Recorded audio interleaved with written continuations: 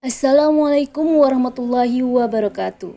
Kini Zonya Film akan membawakan sebuah film yang menceritakan tentang sejarah kelahiran dan masa kanak-kanak Rasulullah Muhammad SAW.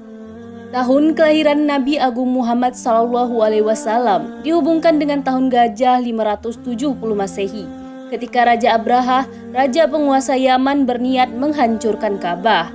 Peristiwa itu direkam dalam Al-Quran Surat Al-Fil ayat 105. Penamaan tahun gajah didasarkan pada pasukan bergajah yang dibawa Abraha al-Ashiram. Untuk meratakan Ka'bah, ada beberapa alasan Abraha berniat demikian. Ia membangun gereja megah di sana yang diberi nama Al-Kholis dengan harapan dapat menjadi tempat ibadah haji terbesar di Arab menyaingi Mekah. Abraha yang sudah menghiasi rumah sucinya sedemikian rupa berhadapan dengan kenyataan orang-orang Arab hanya berniat ziarah ke Mekah. Mereka menganggap ialah tidak akan sah jika tidak ke Ka'bah. Abraha kemudian mengambil keputusan menyerang Mekah. Dia sendiri tampil paling depan di atas seekor gajah yang besar. Suku-suku Quraisy yang saat itu dipimpin oleh Abdul Muthalib tidak melakukan perlawanan. Mereka bukan lawan seimbang untuk bala tentara Abraha. Di sisi lain, Abraha melalui utusannya menjelaskan dirinya tidak ingin berperang, hanya ingin menghancurkan Ka'bah. Selama tidak ada bentrok, maka tidak akan ada pertumpahan darah. Lalu Abdul Muthalib bertemu dengan Abraha di perkemahannya. Namun, Abdul Muthalib justru hanya meminta 200 ekor untanya yang dirampas pasukan Abraha dalam perjalanan ke Mekah. Hal ini membuat Abraha menganggap pemimpin suku Quraisy tidak berniat melindungi Ka'bah. Namun, Abdul Muthalib berkata, "Aku pemilik unta-unta itu, sementara Ka'bah ada pemiliknya sendiri yang akan melindunginya." Abdul Muthalib menasihati orang-orang Mekah untuk pergi ke lereng-lereng bukit menghindari pasukan Abraha, sembari mencari tempat untuk menyaksikan apa yang akan terjadi di kota esok hari. Lalu, di tengah Mekah yang sunyi, ketika penghancuran Ka'bah tampak akan berjalan, ternyata rencana Abraha gagal total. Gajah yang ada di barisan terdepan diarahkan pemandunya Unais menuju Ka'bah. Namun, ada Nufail, tawanan penunjuk jalan, yang mempelajari aba-aba yang dipahami gajah itu. Ketika Unais memberi komando agar sang gajah bangun, Nufail melakukan hal sebaliknya. Ia memintanya duduk berlutut. Meskipun pasukan Abraha melakukan segala cara agar gajah itu bangun, termasuk dengan memukul kepalanya dengan besi, namun sang gajah tidak bergeming sama sekali. Abraha dan pasukannya tak mungkin bergerak lebih jauh lagi. Dan saat itulah Allah Subhanahu wa Ta'ala mengirimkan pasukan burung ababil untuk menghancurkan pasukan gajah. Akibat datangnya bala tentara dari Allah, yaitu pasukan burung ababil, hal itu membuat pasukan gajah Abraha berantakan. Tubuh mereka membusuk, ada yang sangat cepat, ada yang perlahan, dan banyak pasukan yang mati di tengah perjalanan pulang, dan banyak pula yang mati begitu sampai di sana, termasuk Abraha sendiri. Kegagalan pasukan Abraha ini di sisi lain membuat kaum Quraisy semakin dikagumi di Jazirah Arab. Allah mengabulkan doa mereka agar Ka'bah selamat dari kehancuran. Sebelum tahun gajah, ada sebuah peristiwa lain yang jadi salah satu kunci perubahan sejarah kaum Quraisy dan bangsa Arab. Peristiwa itu tidak lain adalah pernikahan putra Abdul Thalib, yaitu Abdullah dengan Aminah binti Wahab. Ketika tentara bergajah Abraha hendak menyerbu Ka'bah, Abdullah tidak berada di Mekah. Ia meninggalkan Aminah untuk urusan dagang ke Palestina dan Suriah yang memakan waktu cukup lama. Dalam perjalanan pulang ke Mekah, Abdullah menginap di rumah keluarga neneknya di Yastrib. Di sana ia dikabarkan telah jatuh sakit. Abdul Muthalib mengutus putra sulungnya untuk menjemput Abdullah dari Yastrib dan membawanya pulang ke Mekah jika telah sembuh. Namun ketika sampai di Yastrib, ia harus menerima kabar pahit. Abdullah sudah meninggal dan sudah dikuburkan. Duka mendalam dirasakan oleh Aminah. Dalam waktu pernikahan yang singkat, ia harus kehilangan sang suami tercinta. Meski begitu, ia tetap menguatkan hati sembari menunggu kehadiran buah hati yang tengah ia kandung. Di sisi lain, prediksi kelahiran Nabi besar Muhammad Sallallahu Alaihi Wasallam sebagai penutup para nabi telah disebutkan jauh sebelum beliau lahir. Kitab-kitab agama terdahulu dikatakan telah menyebut akan lahirnya Nabi Muhammad Sallallahu Alaihi Wasallam yang membawa ajaran kenabian dari Allah Subhanahu wa Ta'ala. Kitab-kitab yang dimaksud ialah kitab yang pengikutnya dinyatakan Allah di dalam Al-Quran sebagai ahli kitab, atau disebut kitab kaum Yahudi dan Nasrani. Kelahiran Rasulullah pun tiba. Saat itu bumi bergetar hebat dan seluruh langit dipenuhi cahaya yang terang. Patung-patung berhala roboh berjatuhan. Tanah suci dan Ka'bah bahagia menyambut kelahiran Nabi Muhammad Sallallahu Alaihi Wasallam.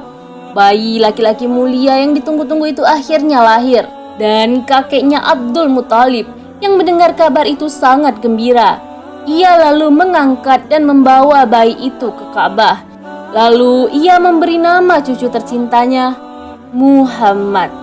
Nama ini bukanlah nama yang umum di kalangan Arab saat itu. Namun Abdul Muthalib yang menjadi saksi bagaimana Tuhan melindungi Ka'bah dari serangan pasukan Abraha punya alasan yang kuat untuk memberi nama itu. Abdul Muthalib berkata, "Aku menginginkan dia menjadi orang yang terpuji bagi Tuhan di langit dan bagi makhluknya di bumi."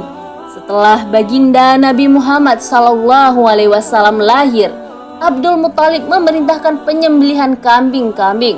Kambing-kambing itu pun disembelih untuk menjamu penduduk Mekah selama 3 hari. Kemudian menyembelih beberapa kambing lagi untuk dibagikan kepada setiap disi di Mekah, di mana ia tak seorang pun dihalangi untuk makan. Begitupun dengan binatang buas dan burung-burung. Setelah beberapa waktu bersama sang ibu, pada suatu ketika ibunda Nabi Muhammad SAW, Aminah, membawanya pergi ke Madinah untuk bersilaturahmi kepada paman-paman ayah Nabi SAW. Dari pihak ibu yaitu Bani Adi ibnu Azar. Dalam perjalanan pulang ke Mekah, tiba-tiba sang ibunda Aminah diserang sakit keras. Dan ketika perjalanan sampai di suatu desa yang bernama Al-Abwah, nama sebuah desa yang terletak di antara Mekah dan Madinah, ibunda Nabi Muhammad SAW, Aminah pun akhirnya meninggal dunia dan dimakamkan di tempat tersebut. Hal itu membuat Nabi Muhammad SAW menjadi anak yatim piatu di usianya yang masih kecil. Selanjutnya, Nabi kecil Muhammad SAW yang masih berumur 6 tahun berada di bawah asuhan Ummu Aiman dan di bawah tanggungan kakeknya Abdul Muthalib. Abdul Muthalib sangat sayang kepada cucunya itu. Hal seperti ini belum pernah dirasakannya kepada anak-anaknya, karena dari dalam diri Nabi Muhammad SAW terdapat 4 tanda-tanda yang menunjukkan bahwa kelak di masa mendatang ia akan memiliki suatu perkara yang agung. Abdul Muthalib pun memuliakan cucunya itu. Namun setelah 2 tahun bersama sang kakek tercinta, yaitu Abdul Muthalib, kakeknya pun wafat. Nabi Muhammad SAW harus rela ditinggalkan kakek tercintanya yang turut membesarkannya dengan penuh cinta dan kasih sayang. Setelah kepergian sang kakek, Nabi Muhammad SAW kemudian diasuh oleh pamannya Abu Thalib. Meskipun hidup fakir dan kesulitan dalam mencukupi kebutuhan hidup, namun Abu Thalib adalah seorang yang dermawan dan rajin berbagi. Ia pun juga selalu bersedekah kepada sesama. Abu Thalib mengasuh Nabi Muhammad kecil dengan penuh kasih sayang dan perhatian. Harta yang dimiliki Abu Thalib waktu itu hanya sedikit, tapi berkat adanya Nabi Muhammad kecil, akhirnya Allah Subhanahu wa Ta'ala melimpahkan keberkahan pada hartanya. Lama di dalam asuhan Abu Thalib, Nabi Muhammad SAW merupakan teladan yang paling baik. Ia bersifat qanaah, menerima apa adanya, dan jauh dari perbuatan-perbuatan rendah yang biasa dilakukan kebanyakan anak-anak seusia dengannya. Ketika Abu Thalib pergi menuju Sam dalam rangka berdagang dalam perjalanan, tiba-tiba ia merasa begitu rindu dengan keponakannya dan ia ingin membawanya ke Sam. Abu Thalib pun berkata, Sungguh, aku ingin sekali mengajaknya pergi. Ia tak boleh terpisah dariku, dan aku tidak akan pernah meninggalkannya." Lalu mereka pun pergi bersama, dan setelah sampai di Bushro, mereka bertemu dengan seorang rahib Nasrani yang sedang berada di kuilnya. Ia bernama Buhairi, tapi dalam kitab lain disebutkan bahwa namanya adalah Buhairo. Ketika Khalifah Abu Thalib berhenti di dekat kuilnya, sang rahib segera membuatkan banyak makanan untuk mereka. Hal ini dikarenakan suatu yang ia terawang atau ia lihat dari dalam kuilnya itu. Ia mengatakan bahwa ia melihat utusan Allah Subhanahu wa Ta'ala sedang berada di atas tunggangan dan terdapat awan yang terus menaunginya dari panas matahari. Padahal ia berada di antara banyak orang. Kemudian mereka tiba dan turun di dekat sebuah pohon serta melihat ke arah awan yang juga menaunginya. Bahkan ranting-ranting pohon itu pun condong, seolah menunduk kepada Rasulullah SAW.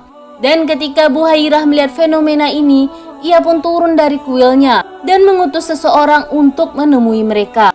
Ia berkata, "Aku telah membuatkan untuk kalian makanan dan minuman, wahai orang-orang Quraisy, dan aku sangat suka jika kalian semua bisa hadir dalam jamuan ini, baik yang besar, kecil, ataupun dari kalangan hamba sahaya dan orang-orang merdeka." Setelah berbasa-basi, Khalifah Abu Thalib akhirnya menerima tawaran-tawaran itu dan bersedia menghadiri jamuan makan dan minuman yang telah disediakan.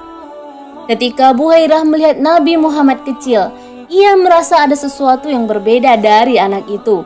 Ia mengamati tubuhnya dan menemukan sebuah tanda.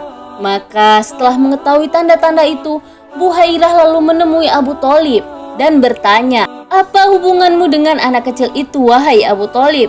Lalu Abu Thalib menjawab bahwa Muhammad SAW adalah putranya. Buhairah membantahnya, "Ia bukan anakmu, dan semestinya anak itu tidak memiliki ayah yang masih hidup." Lalu Abu Thalib berkata, "Ia keponakanku, anak saudaraku. Ayahnya telah meninggal ketika ibunya masih mengandungnya." Buhairah pun berkata, "Bawalah segera pulang anak itu, dan jagalah ia dari orang-orang Yahudi. Demi Allah, jika mereka melihatnya dan mengetahui anak itu seperti apa yang telah aku ketahui, maka mereka akan menyakitinya. Putra saudaramu ini akan mengemban tugas yang sangat agung." Abu Thalib lalu membawa pulang Nabi Muhammad SAW kembali ke Mekah. Hingga tibalah masanya pada saat kenabian. Abu Thalib gigih membela Rasulullah SAW dengan kekuatannya sendiri. Ia memikul beban membela Nabi Muhammad SAW dari tantangan-tantangan dan perlawanan orang-orang kafir Quraisy. Suatu beban yang tidak pernah dipikul oleh paman-paman serta keluarganya dan kerabat Nabi Muhammad SAW yang lain. Ketika orang-orang kafir Quraisy sudah merasa putus asa dan tidak sanggup lagi membendung dakwah Rasulullah dan tidak lagi berdaya untuk menggertak Abu Thalib supaya menghentikan perlindungan dan pembelanya kepada Rasul, maka tokoh-tokoh ini mengambil keputusan melancarkan blokade dan pemboikotan total terhadap semua orang Bani Hashim dan Bani Abdul Muthalib.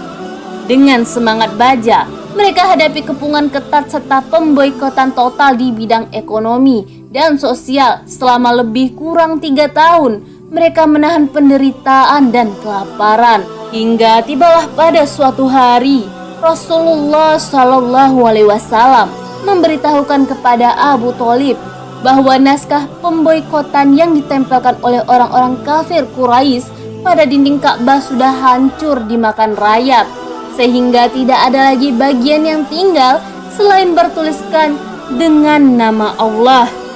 Setelah mendengar keterangan Rasulullah SAW, Abu Thalib segera mendatangi sejumlah tokoh Quraisy. Pada tokoh-tokoh kafir Quraisy itu, Abu Thalib berkata dengan lantang, "Hai orang-orang Quraisy, putra saudaraku telah memberitahu kepadaku bahwa naskah pemberontakan yang kalian tulis dan kalian gantungkan pada Ka'bah sekarang telah hancur. Dan tengoklah naskah kalian itu saat ini."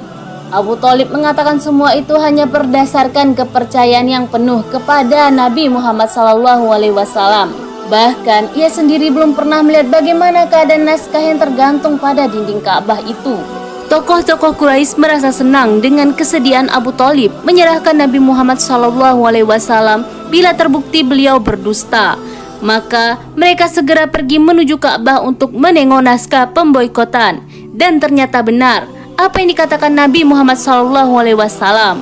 Tokoh-tokoh kafir Quraisy lemas tak berdaya dan terpaksa menghentikan pemboikotan pada hari itu juga.